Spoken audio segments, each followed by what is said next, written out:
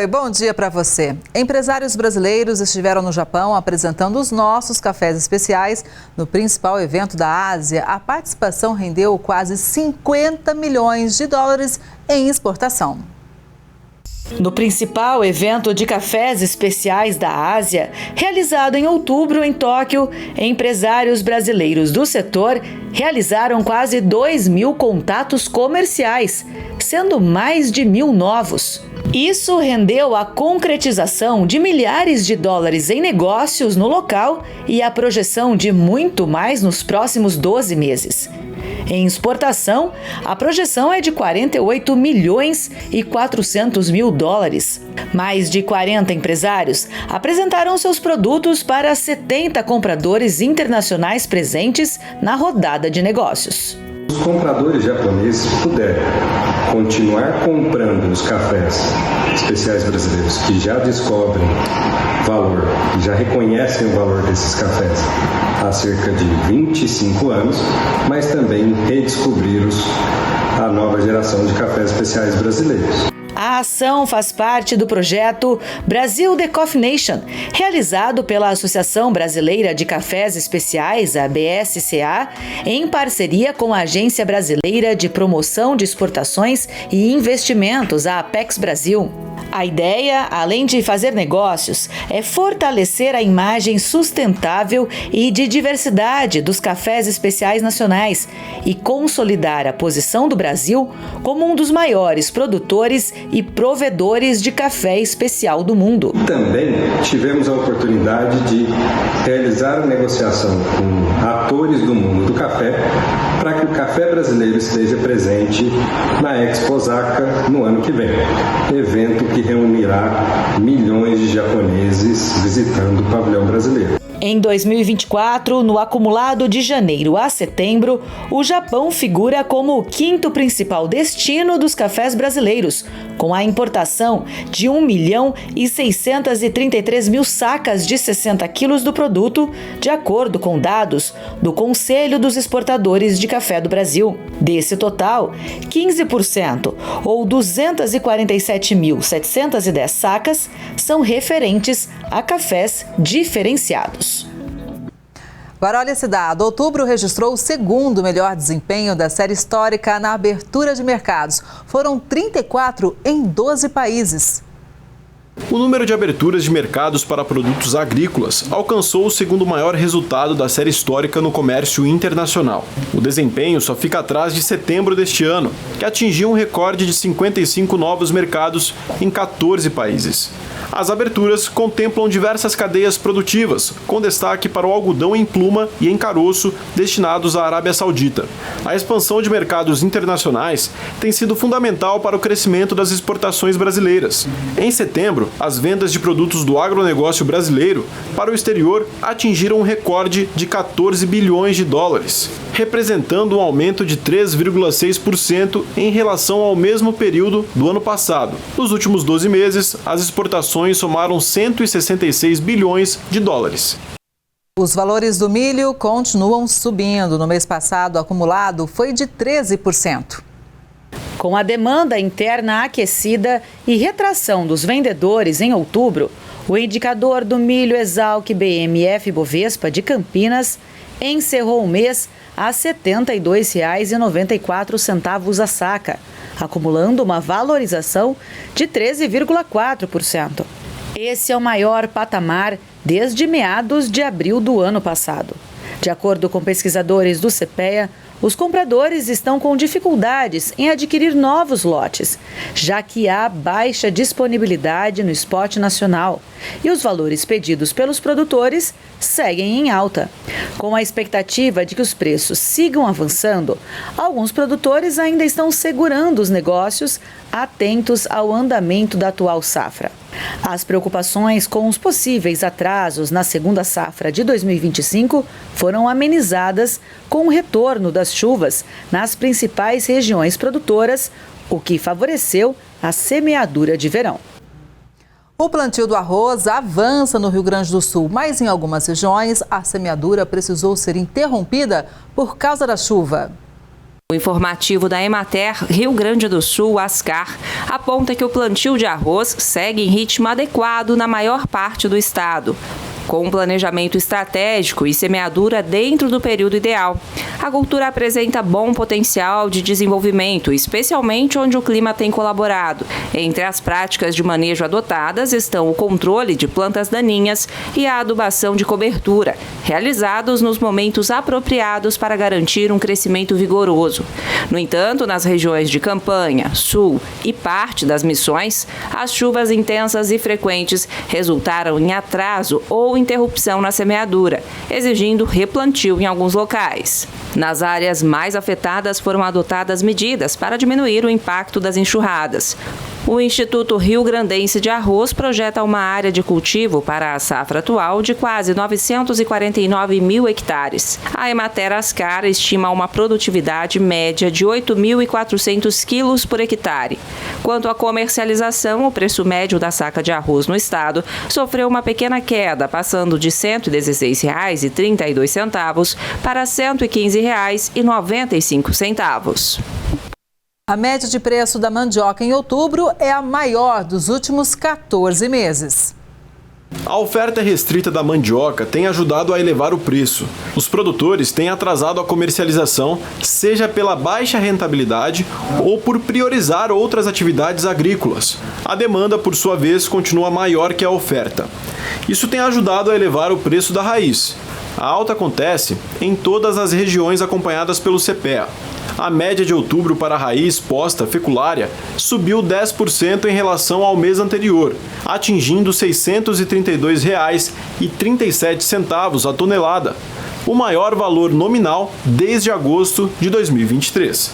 O brasileiro consome quase 4 quilos de queijo por ano. Em Minas Gerais, é o maior produtor do país. Se o queijo mineiro é conhecido pela tradição, o queijo paulista se destaca pela inovação com produtos diferentes que conquistaram o mercado. 17 queijarias pelo estado de São Paulo. Com mais de 100 variedades de queijos de diferentes matérias-primas. O interior de São Paulo, como é que é? Tá aí? O interior de São Paulo tá bombando, né? A gente não perde a tradição, porque você não perde uma coisa que você nunca teve, né? Na verdade, a gente não é obrigado a seguir tradição nenhuma, né? E a gente ganha em liberdade para inovar e criar aquilo que a gente quiser. É isso que a ex-professora universitária da capital faz na pequena Joanópolis com suas 120 cabras, bichinhos mansos, curiosos. Todas elas vêm aqui ver o que está acontecendo, conhecer o visitante. Os queijos são premiadíssimos e bem diferentes. Esse aqui, com uma camada de pimenta e formato inconfundível, chama-se Coração em Brasa.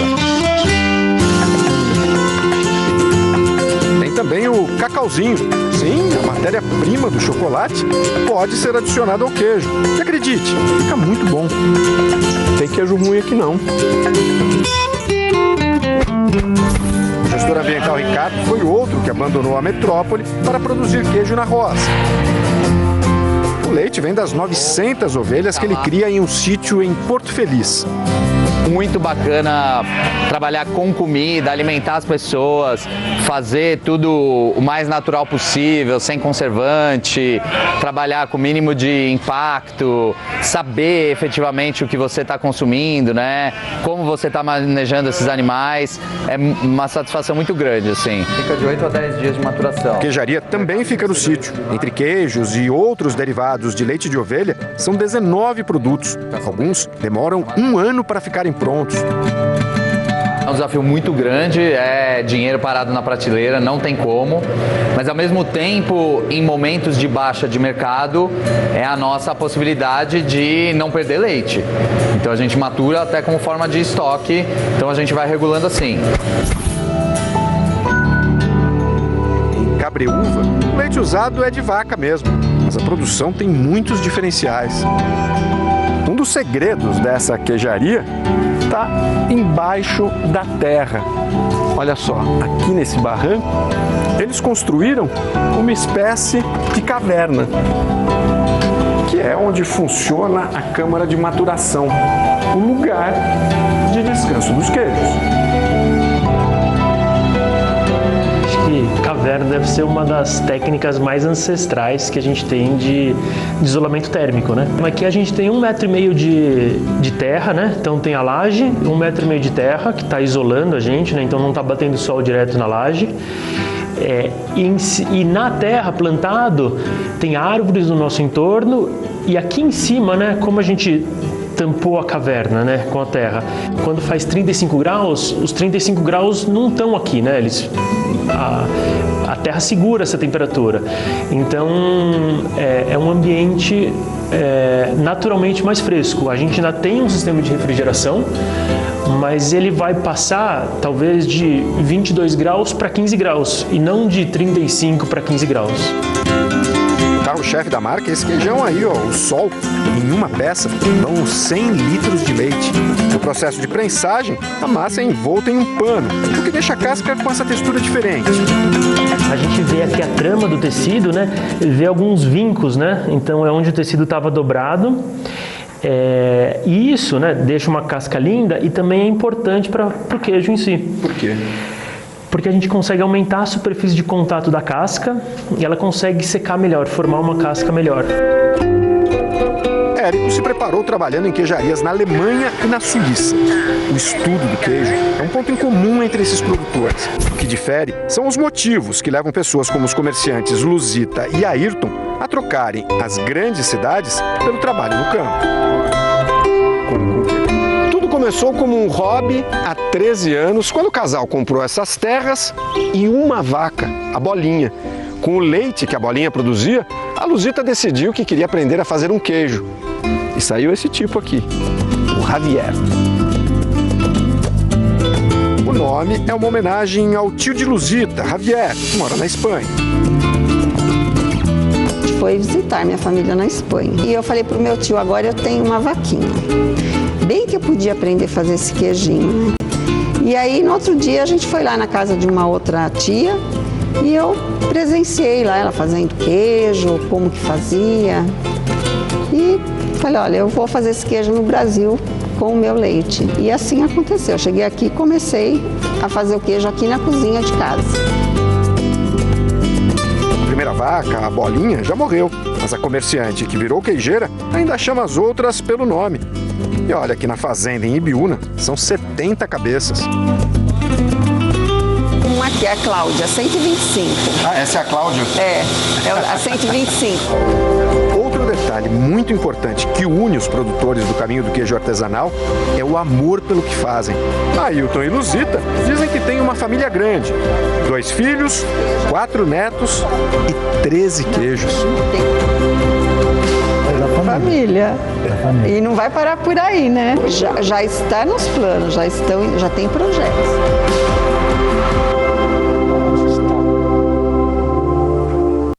O mundo está de olho no que acontece nos Estados Unidos nesta terça-feira. Hoje, os norte-americanos vão às urnas para decidir quem será o próximo presidente, Donald Trump, do Partido Republicano, ou Kamala Harris, do Partido Democrata. É uma das maiores e mais concorridas eleições presidenciais da história. E tudo está sendo acompanhado de perto por agentes econômicos do mundo, incluindo o Brasil, que tem os Estados Unidos como o segundo maior parceiro comercial. O primeiro é a China. E dependendo do resultado, quais serão as consequências para o nosso agronegócio, hein? Vamos saber mais sobre isso com o economista Igor Lucena, que inclusive está nos Estados Unidos. Igor, bom dia, seja muito bem-vindo ao Record News Rural. Bom dia, Kelly. É um prazer estar aqui com vocês nesse dia tão importante. Pois é, mais um dia histórico que a gente acompanha de perto aqui na Record News. Igor, vamos falar do nosso agronegócio, fazer um recorte mais para o agro. A gente sabe que Trump e Kamala têm posicionamentos muito diferentes, né, em relação a várias questões da economia. O que a gente pode esperar se um ou outro vencer em relação ao agronegócio, hein? Kelly, existe uma situação bem complicada quando a gente fala das políticas econômicas dos dois candidatos. para Donald Trump, a gente já sabe mais. Trump tem uma visão protecionista voltado para tarifas. Ele mesmo disse em alguns dos seus comentários que a palavra tarifa faz com que ele resolva todos os seus problemas. Existe uma ideia que ele colocou em campanha de que iria tarifar, criar tarifa de importação de 10% a 15% para todos os produtos importados pelos Estados Unidos, como uma maneira de incentivar, tornar mais atrativos produtos feitos na América. De uma certa maneira, o agro-americano vê isso como uma maneira positiva, porque ele sabe que os produtos brasileiros são muito capazes de concorrer dentro dos Estados Unidos, e eles veem isso de uma maneira positiva, apesar de que isso pode sim e vai encarecer todos os produtos, sejam importados ou nacionais, dentro do governo americano. Além disso, Trump também quer aumentar as tarifas de importação da China em até 60%.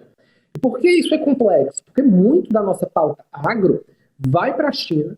Na China, ela pode ser usada como insumo ou ela pode ser consumida. E no final, isso termina, ainda que indiretamente, sendo exportado com outros produtos chineses para os Estados Unidos de uma maneira triangular. Isso significa que, caso Donald Trump vença, um efeito muito negativo do nosso agro em primeiro mundo. Mas isso ficaria para sempre? Não necessariamente. Trump criando novas tarifas comerciais vai diminuir o comércio de outras nações com os Estados Unidos, e o Brasil já fez isso no passado, que é nós passaríamos a ocupar outros mercados consumidores que iriam retaliar ou vão retaliar os Estados Unidos, porque não estão mais comprando deles sem tarifas. Então, se por um lado nosso agro perderia espaço no mercado americano, poderia também ganhar em outros mercados. Mas, claro, isso que a gente está falando, baseado no que a gente viu no primeiro governo de Trump, e também uma especulação muito específica, que é. Quando a gente olha o segundo ponto, até para os eleitores dela a situação é difícil. Muitos votam em Kamala Harris porque não gostam de Trump ou porque preferem, sim, que as empresas paguem mais impostos, que os auxílios sociais aumentem, que é basicamente a sua visão de campanha. Mas ninguém sabe muito bem o que ela vai fazer no campo da política macroeconômica. Dizer que ela vai repetir Joe Biden seria muito negativo. O Biden tem aproximadamente 30%, 28% de aprovação. Ou seja, não acho que ela vai seguir os passos dele. Vai ter que tirar a equipe de Biden e criar uma nova equipe. E aí, nem os americanos sabem, nem nós sabemos. Talvez não mude muito para o agro brasileiro, a exportação para os Estados Unidos. Porém, de uma maneira ou de outra, há uma visão muito clara. Os Estados Unidos serão um país muito mais protecionista, seja com Kamala Harris, seja com Donald Trump no segundo mandato, do que é agora com o próprio Joe Biden. Isso significa que o agro brasileiro vai precisar ser mais produtivo, diminuir os seus custos de produção para tentar contrabalançar essa situação no mercado americano. Igor, você já mencionou para a gente essa questão do Trump entrar vamos dizer, uma guerra comercial com a China, vamos simplificar aí. Você também disse, olha, a princípio, talvez o Brasil possa ser beneficiado aí com essa questão, né? Porque a gente pode, de repente, vender mais para os países. É mais ou menos o que aconteceu, fazendo, claro, uma outra analogia entre Rússia e Ucrânia, quando estourou a guerra, de que a gente fala, olha, agora a gente vai ter que buscar outros parceiros comerciais. Agora, no âmbito fiscal, de tarifa, isso pode acontecer também, a depender do que Trump ou Kamala adotar?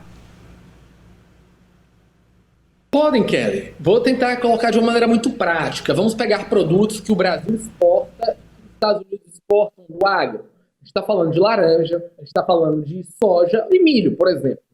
São produtos que temos na nossa pauta de exportação em maior ou menor volume. Imagine um país europeu, um país africano, um país asiático que hoje compra esses produtos agro dos Estados Unidos e não compra do Brasil. A partir do momento que esse país A, B ou C for exportar para os Estados Unidos qualquer produto, seja um computador, vinhos ou outros produtos que eles têm uma característica positiva, e eles verem que serão taxados, eles vão começar a entender que vão também aplicar taxas aos produtos agro-americanos. E a partir desse momento é que entra o Brasil.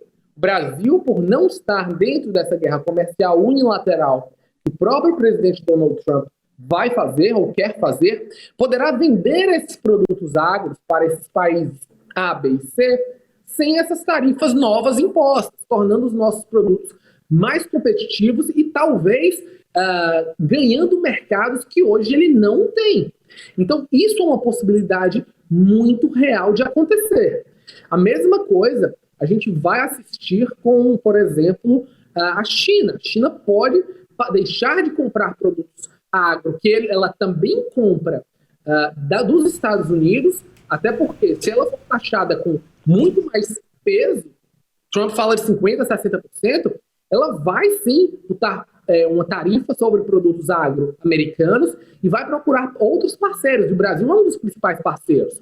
Então, essa guerra comercial pode sim melhorar as nossas relações. Lembrando, Kelly, a gente exporta, a nossa pauta de exportação, de uma maneira geral, somando o agro, mais de 30% é para os Estados Unidos, enquanto os Estados Unidos só importam da gente aproximadamente 3%. Então é uma situação bem diferente para os dois lados. Pois é, Igor, e posto esse cenário todo, né, uma vez que você também já mencionou que não importa quem vença, tanto Trump quanto Kamala Harris, os dois pretendem adotar medidas mais protecionistas. O que a gente pode esperar, então, em relação ao dólar? Kelly, se for com os dois lados, a gente está imaginando um dólar cada vez mais forte, principalmente se for Donald Trump. Quanto mais políticas de protecionismo forem implementadas, em menor grau com Kamala Harris, em maior grau com Donald Trump, mais forte o dólar vai ser, mais risco internacional a gente vai assistir e mais complexo vai ficar a situação do comércio mundial. Por isso, investidores vão colocar seus recursos em dólar. Então, o que a gente está assistindo hoje em dólar de 5,70, 5,78, a probabilidade da gente assistir um dólar chegando a R$6 é muito, muito real. E por que isso? Obviamente tem a questão americana? Tem. Mas muito mais importante que isso é o risco fiscal brasileiro. Enquanto o governo federal não apresentar um plano crível de corte de gastos, lembrando que nesse governo, nos últimos 2 anos, a gente já subiu 7 pontos percentuais a nossa razão de vida PIB. Então, se a gente não resolver o fiscal agora, a gente vai ficar à mercê de 2 situações, externa e externa, podendo sim o nosso dólar bater R$6 até o final do ano. Pois é, essa notícia é preocupante, Igor, pelo seguinte, a gente sabe que nós importamos muitos insumos do agro. Fertilizante, por exemplo, é fundamental, o Brasil importa demais. Kelly, nós não só importamos os fertilizantes, mas o diesel, a grande maioria do diesel utilizado nos equipamentos do agro vem importado. Então, tudo isso vem em dólar independente. O que nós estamos assistindo, que eu acabei de descrever, são o que a gente chama de efeitos negativos ou uma transposição negativa de tarifas. Quando o maior player global geopolítico, que é os Estados Unidos, implementa tarifas de uma maneira radical e os outros países também vão seguir esse movimento, automaticamente todos os produtos ficam mais caros, todos os agentes econômicos fogem de operações de risco, isso significa fuga para o dólar, e tudo no mundo gira com uma menor velocidade, ou seja, tarifas criadas pelos Estados Unidos, independente do cenário eleitoral que vai se resolver hoje ou amanhã de manhã, vão gerar uma economia menor no mundo inteiro. E uma economia menor no mundo inteiro significa menos venda de produtos, menos venda do agro. Então, no final, pode sim que algum país saia com a questão de vantagem econômica ou não no curto prazo. Até mesmo os próprios Estados Unidos pode ter vantagens de emprego e de produção no curto prazo. Mas no médio e longo prazo, a história econômica já diz que isso termina sendo muito negativo e todos saem prejudicados. Exatamente. Então, veja como esse cenário é complexo, né? Cheio de nuances, porque realmente a eleição americana, ela chama a atenção global por conta dos impactos, né? O que acontece nos Estados Unidos, Igor, tem reflexo no mundo todo. E quando a gente fala, então, de relações comerciais, mais ainda. Exatamente, Kelly. O mais negativo disso tudo é que os Estados Unidos eram um grande defensor do chamado free trade, né? O livre comércio. A ALCA, a ideia de organizações de comércio. E os Estados Unidos, apesar de ainda ter isso nas suas empresas, as empresas americanas defendem isso, o governo não defende. O governo, sejam de democratas ou de republicanos, voltados para si, para os Estados Unidos, para visões protecionistas. Hoje, o grande defensor do free trade no mundo está sendo o Reino Unido, que está procurando uma saída depois do Brexit. Países como a Austrália, Nova Zelândia, Índia, Japão estão fazendo essa defesa do livre comércio. E os Estados Unidos não, muito pelo contrário. Isso é muito complicado porque é um país que tem um peso econômico muito grande e a China hoje está em uma situação difícil porque tem problemas internos, tem a situação do mercado imobiliário ainda para recuperar. E o mercado acionário chinês ainda está em uma grande desconfiança se eles vão conseguir crescer 5%.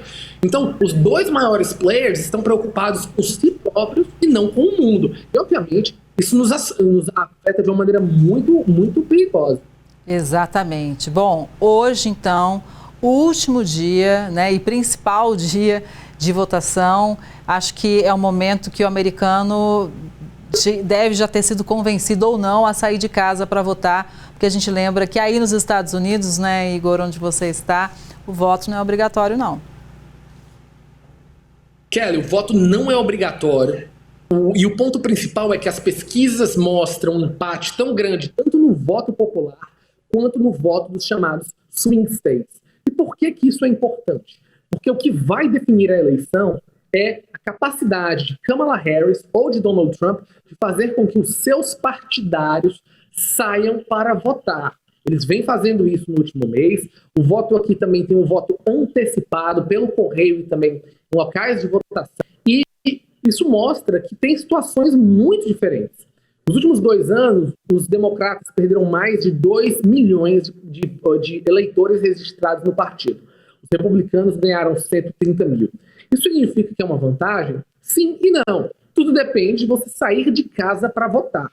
Por isso que a eleição vai demorar. Nós vamos assistir, Kelly, no final do dia, os primeiros resultados de grandes locais. Califórnia, Flórida, Nova York. São votos que todo mundo já sabe mais ou menos o que vai acontecer. Agora, quando a gente está falando de Pensilvânia, Carolina do Norte, Geórgia, esses estados que são chamados estados pêndulos, que vão ser contados do final do dia até amanhã de amanhã, aí sim vai dar o resultado, de fato, de quem ganhou a eleição.